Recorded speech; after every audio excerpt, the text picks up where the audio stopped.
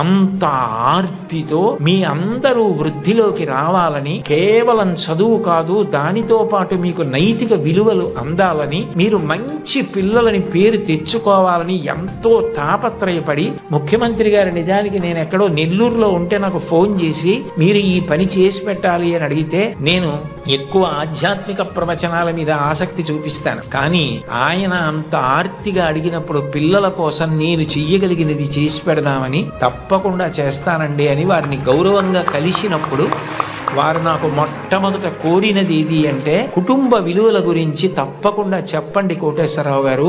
ఇంట్లో తల్లిని, తండ్రిని, గురువుని, తోబుట్టువుల్ని గౌరవిస్తే పిల్లలు మంచి వాళ్ళు అవుతారు. పిల్లలు మంచి వాళ్ళైతే వాళ్ళు మంచి పేరు తెచ్చుకుంటే, వృద్ధిలోకి వస్తే, దురలవాట్లకి దూరంగా ఉంటే అంతకన్నా మీకు కానీ నాకు కానీ ఏం కావాలి?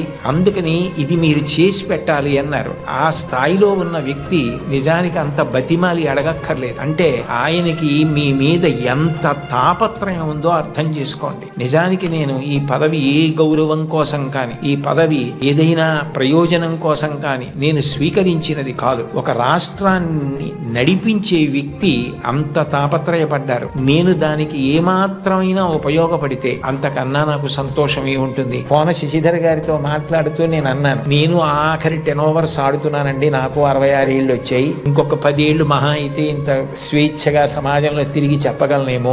ఈ సమయం నేను పిల్లలకి కొంత కేటాయించి చేయగలిగితే నాకు అంతకన్నా ఆనందం ఏముంటుంది అని ఒప్పుకున్నాను. కాబట్టి నేను చెప్పిన ప్రతి మాట నా గుండెల్లోంచి వచ్చింది తప్ప నా నోట్లోంచి వచ్చింది కాదు.